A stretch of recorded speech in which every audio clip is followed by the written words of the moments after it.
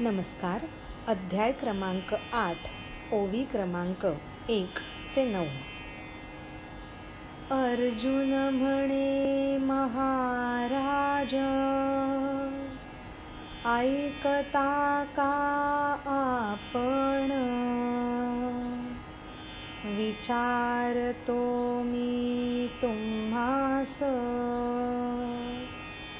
करावे त्याचे निरूपण. कोणते ते सांगा ब्रह्म,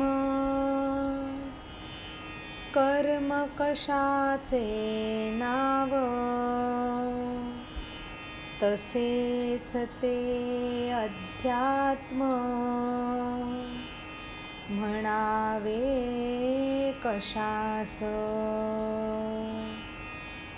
कसे असे ते अधिभूत, अधिदैवते आहे कोण. मला ते सहज समजेल, ऐसे करावे उघड. अधियज्ञ तो असे काय,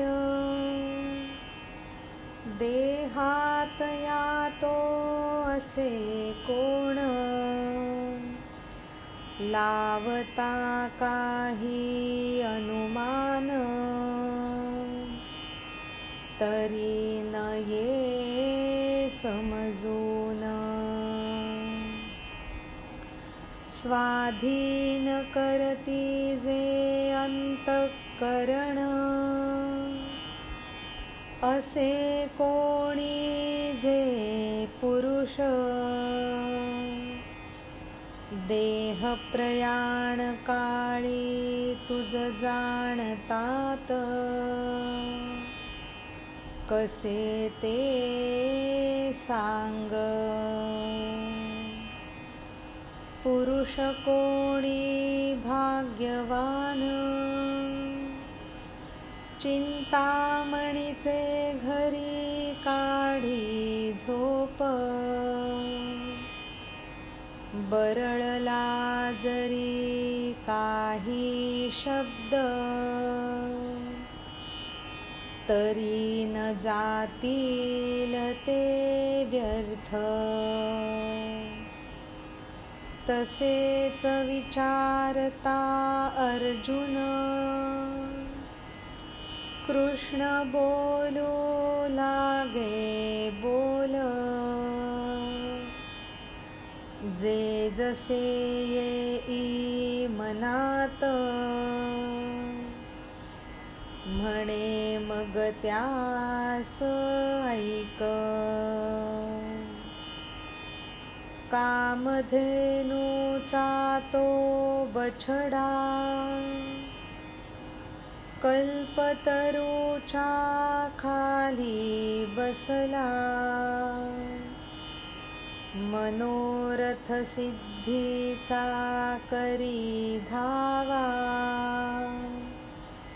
आश्चर्य त्यात काहीना.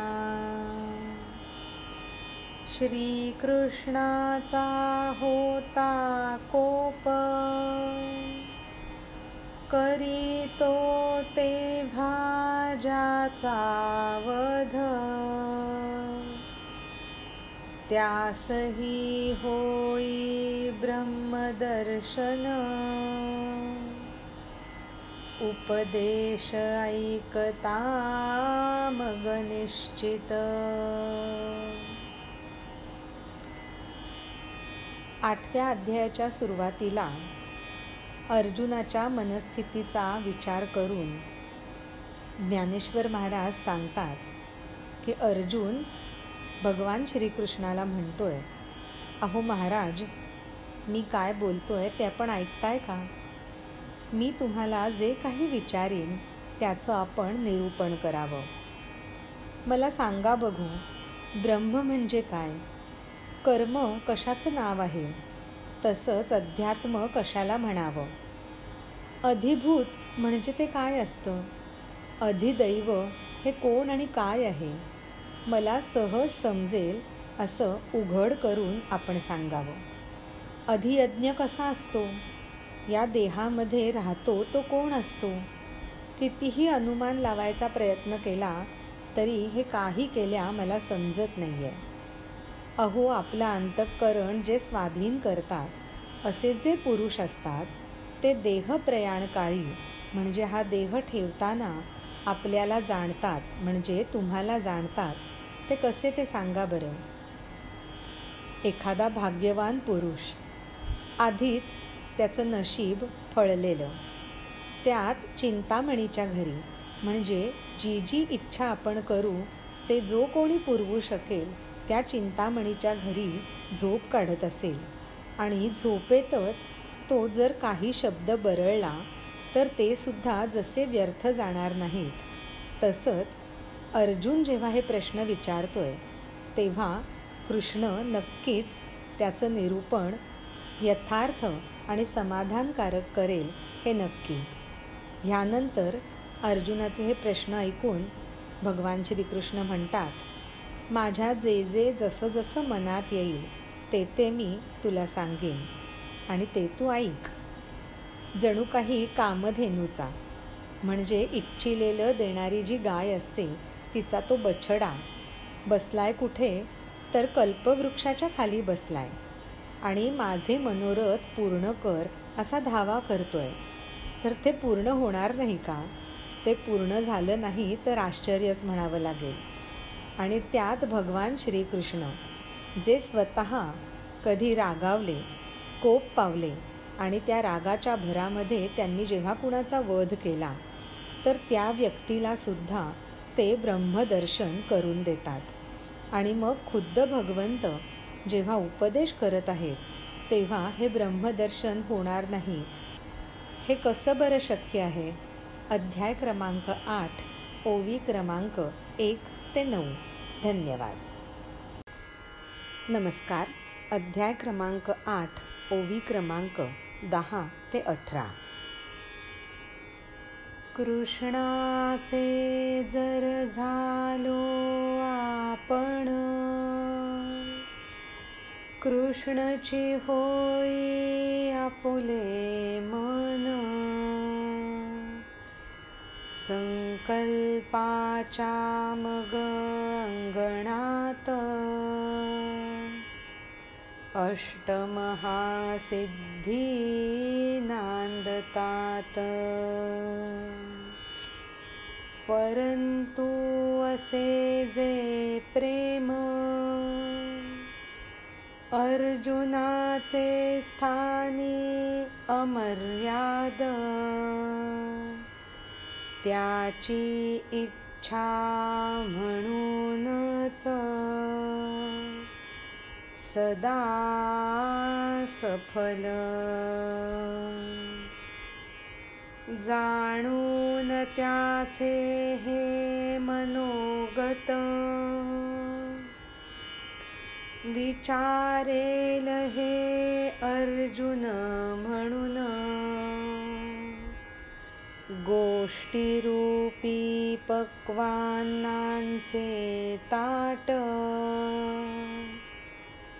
वाढून बसला अनंत. बालकास देऊनी स्तनपान, भूकतयाची कळते आईस. भूक लागली दूध पाज, तेन सांगते शब्दातून.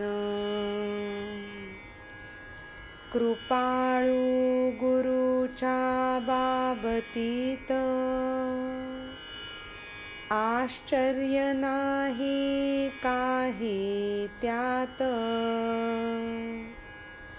परंतु ते राहू दे येथेच,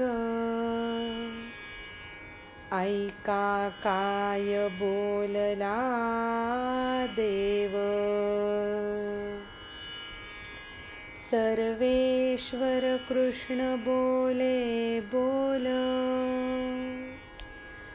नाशवंत सर्व आकारात, भरलेले असते ते गच्च,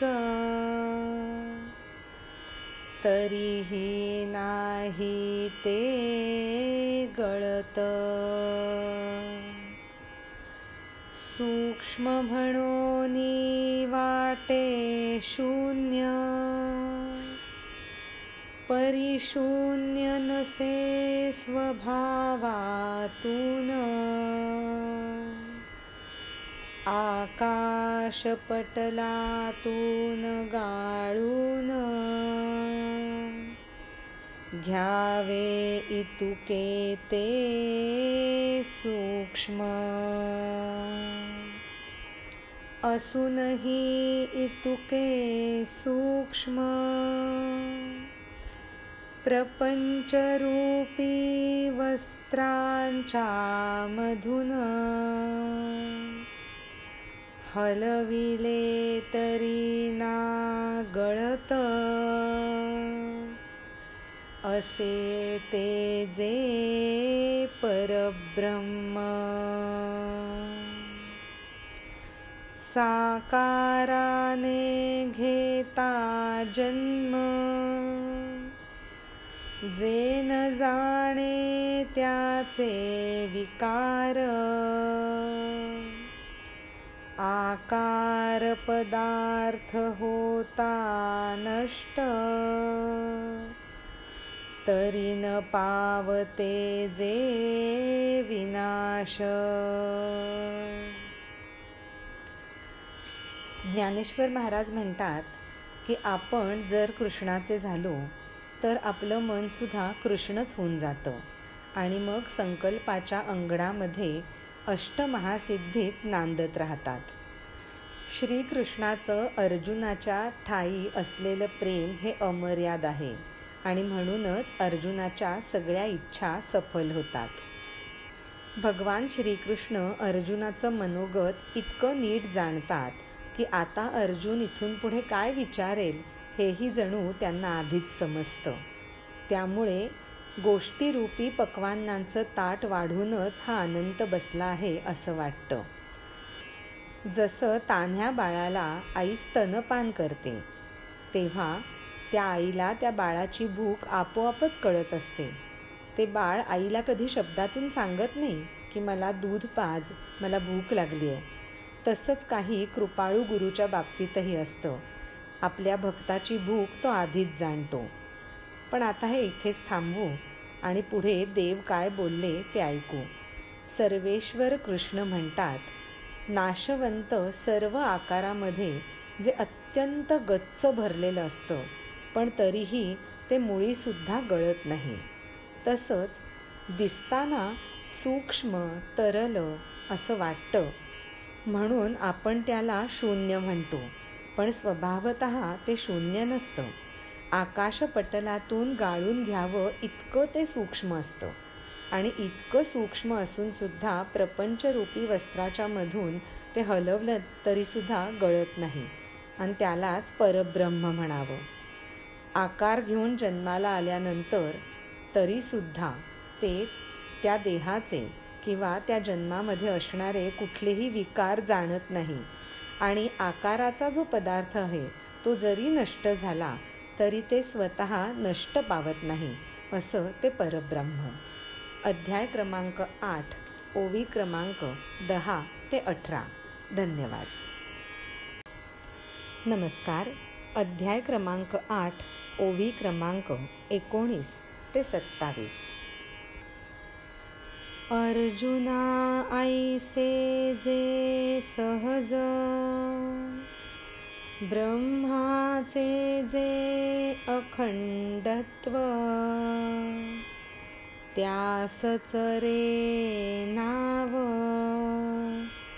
असे अध्यात्म. निर्मळ अशा आकाशात मधूनच उठती अचानक,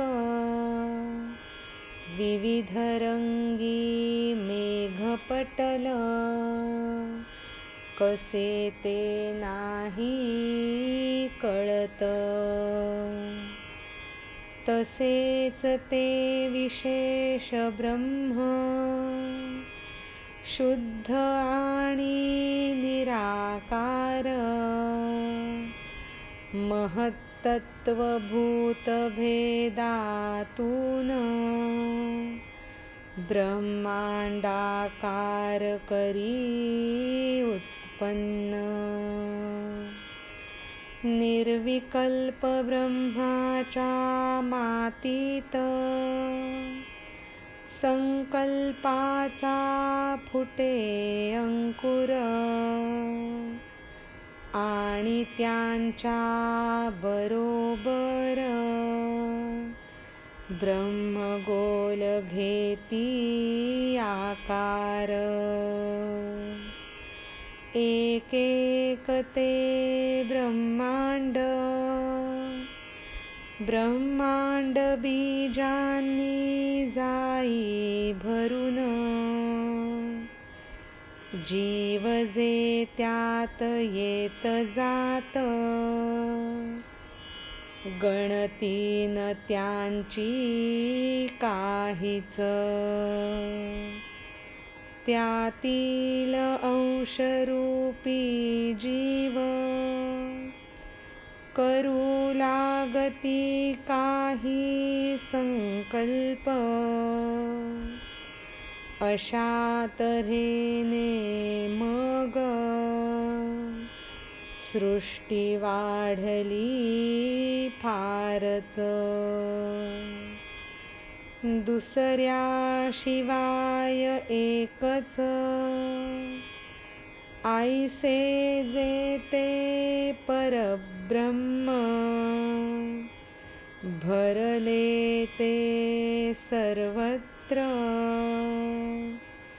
अनेकत्वाचा मग आला पूर. ब्रह्माच्या स्थानी नाही कळत,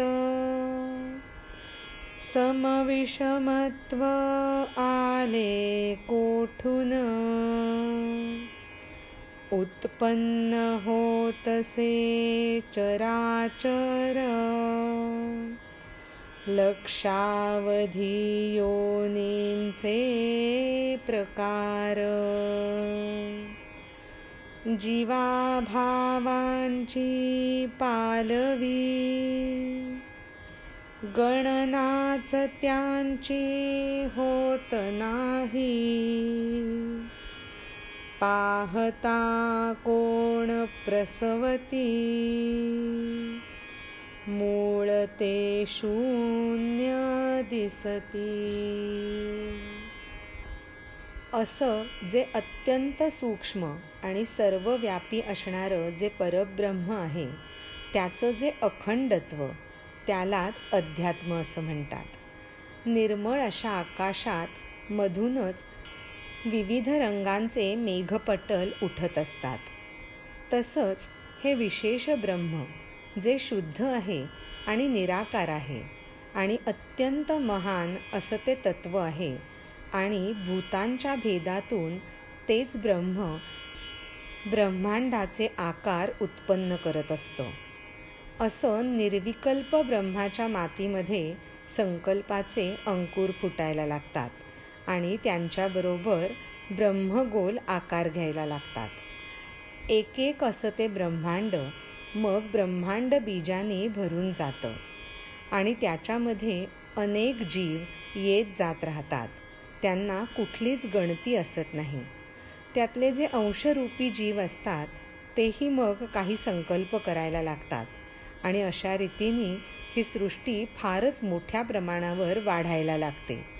दुसऱ्याशिवाय एकच असं असलेलं खरं तर ते परब्रह्म, ते सर्वत्र भरलेलं आहे, पण तरीसुद्धा या अशा क्रमाने त्याला अनेकत्वाचा पूर येतो. ब्रह्माच्या स्थानी काही कळत नाही, की हे समविषमत्व कुठून येतं ते. आणि अशाच पद्धतीने चराचर असे लक्षावधी योनींचे प्रकार तयार होतात. त्यांना जीवाभावांची पालवी फुटते आणि त्याची गणनाच होत नाही. पाहता पाहता मूळ शून्य असलेलं हे जे ब्रह्म असतं ते कोण कसं प्रसवत असतं हे सुद्धा कळेनासं होतं. अध्याय क्रमांक 8, ओवी क्रमांक 19 ते 27. धन्यवाद. नमस्कार. अध्याय क्रमांक 8, ओवी क्रमांक 28 ते 36. करता न दिसे डोळ्यास,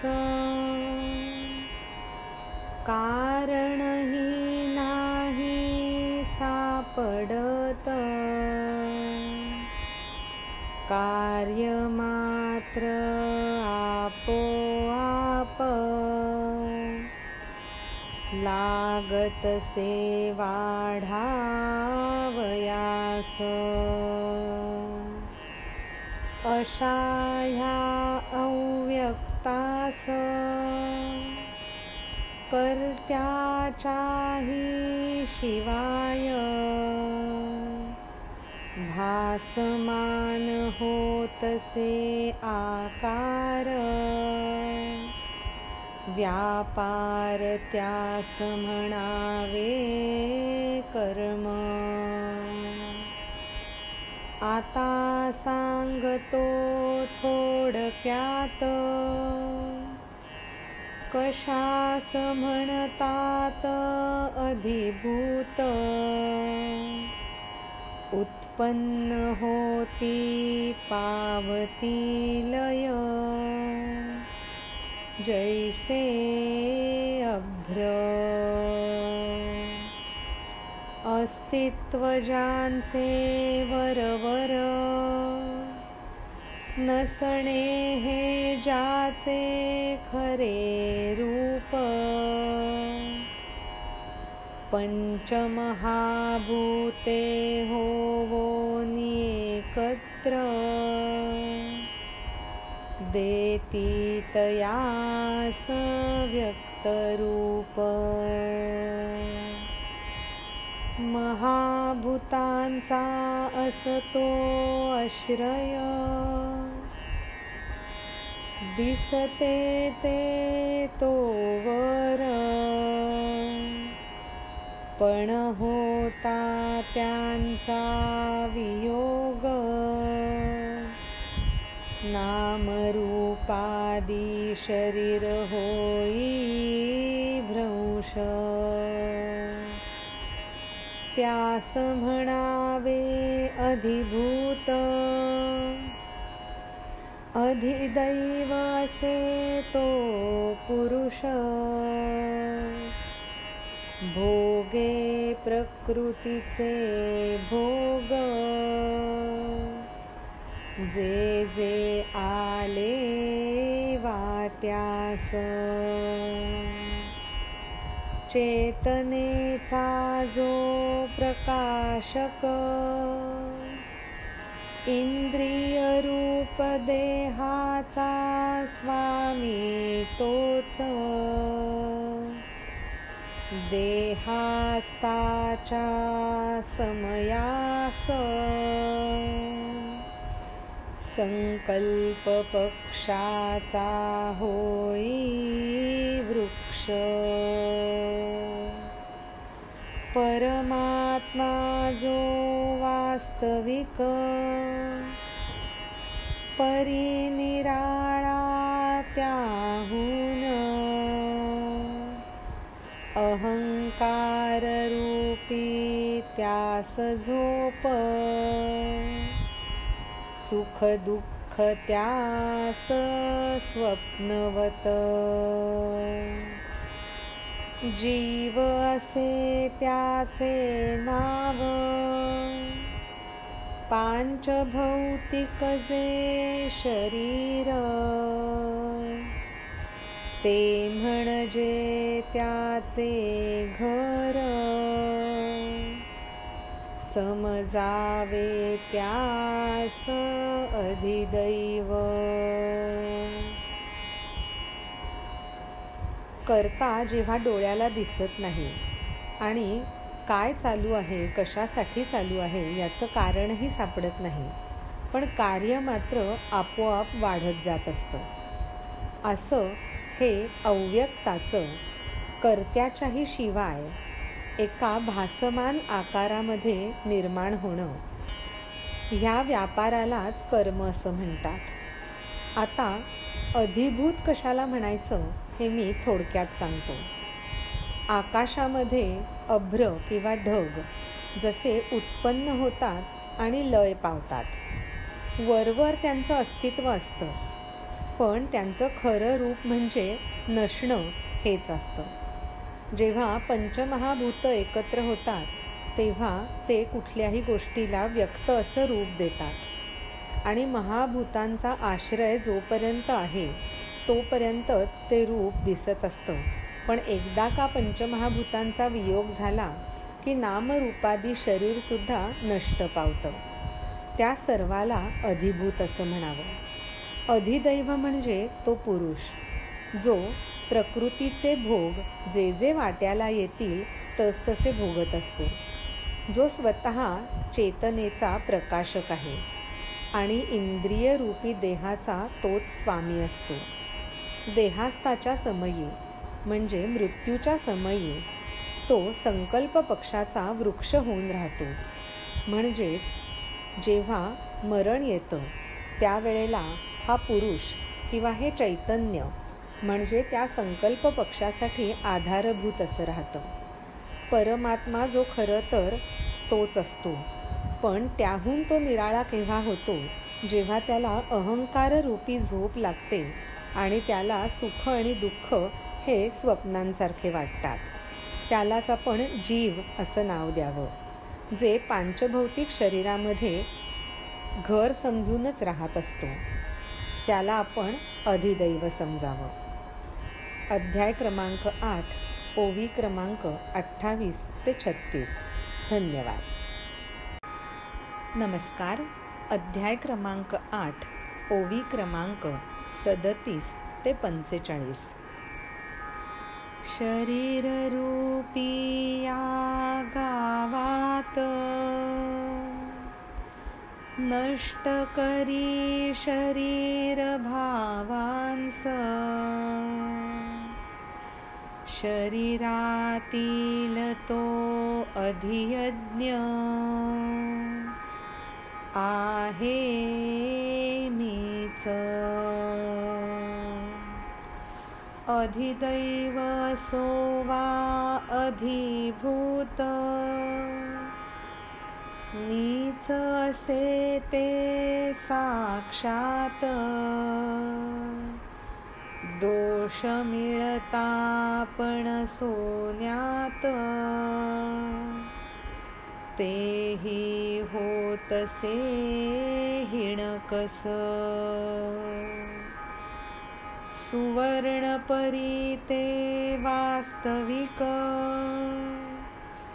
जरा न होतसे मलिन.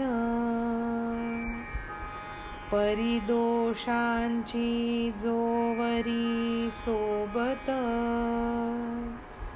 म्हणतात त्यास सदोष.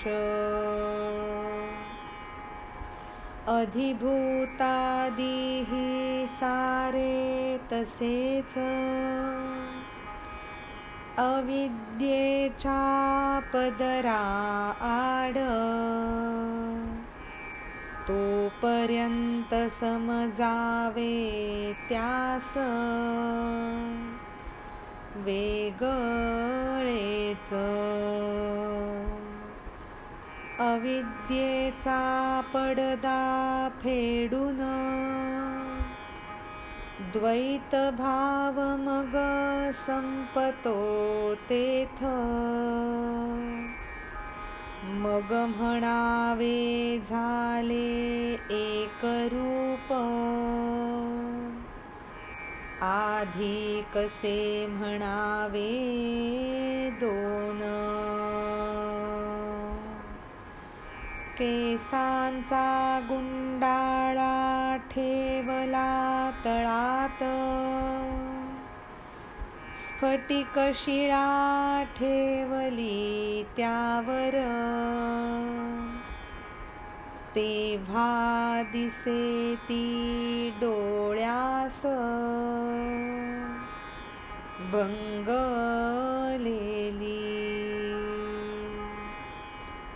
केस ते काढले नंतर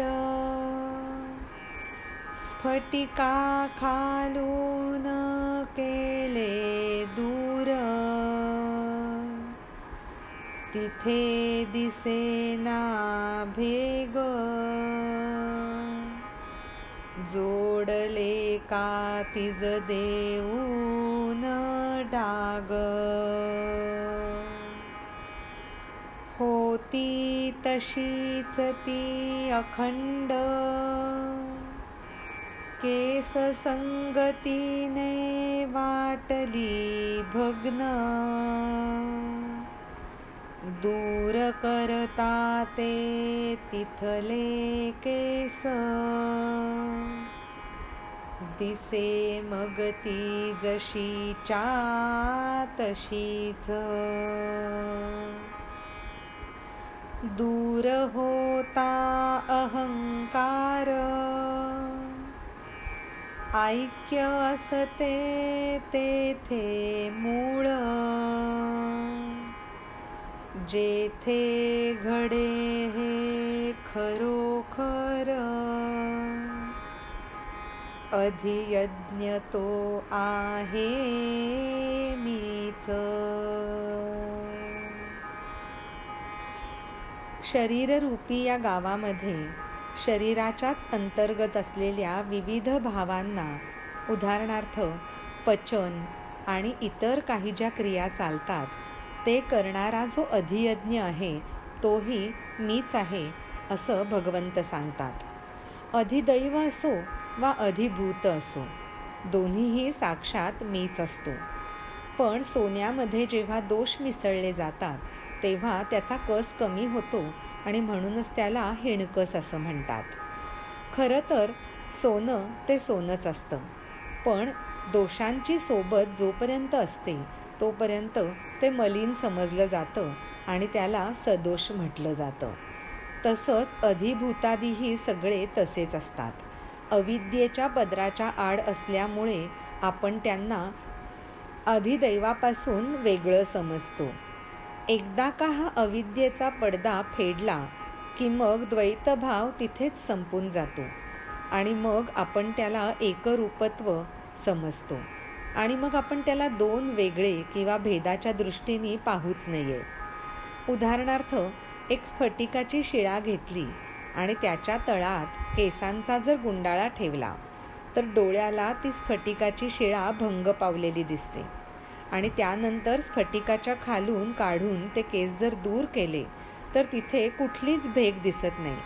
मग अशा वेळेला आपण असं का म्हणतो की ती स्फटिकाची शिळा जोडून डाग देऊन एकत्र आणली म्हणून? ती तर तशीच अखंड होती, फक्त त्या केसांच्या संगतीने भग्न झाल्यासारखी वाटत होती. तिथले केस का एकदा दूर केले की मग ती तशीच्या तशीच राहते ना. तसंच एकदा का अहंकार दूर झाला तर मग मूळ स्थितीमध्ये ऐक्य हे खरोखर जसंच्या तसंच असतं आणि हे घडवून आणणारा अधियज्ञ मीच आहे. अध्याय क्रमांक 8, ओवी क्रमांक 37 ते 45. धन्यवाद. नमस्कार.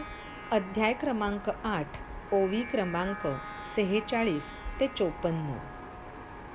सांगितले जे आधी तुझ हे तुझो मनी धरून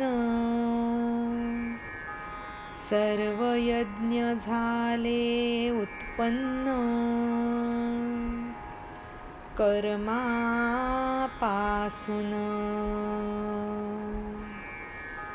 पांडवा हा अधियज्ञ विसावती जेथे सकळ जीव नैष्कर्म्य सुखाची जिथे रास, दाखवितो तुझ उघड करून. वैराग्यरूपी इंधन प्रथम, घातले इंद्रियरूपी अग्नीत. शब्दादी विषयरूपी द्रव्य, घातले आहुती म्हणून. वज्रासनाची करून जमीन, आधार मुद्रा शोधून सुंदर. शरीररूपी मांडवात, बांधावी यज्ञ वेद. संयमाग्नीच्या कुंडात, त्रिबंधाच्या मंत्रघोषात. इंद्रिय द्रव्ये घेऊन विपुल, पूजावे उदंड. मन प्राण आणि संयम, यज्ञ संपत्तीचा समारंभ. ज्ञानरूपी अग्निजो धूमरहित, करावे संतुष्ट त्यास. वरील सर्व साहित्य, समर्पित करता ज्ञानाग्नीत. ज्ञानाचा ज्ञेयात होईल लय, मागे उरे ज्ञेयाचे स्वरूप.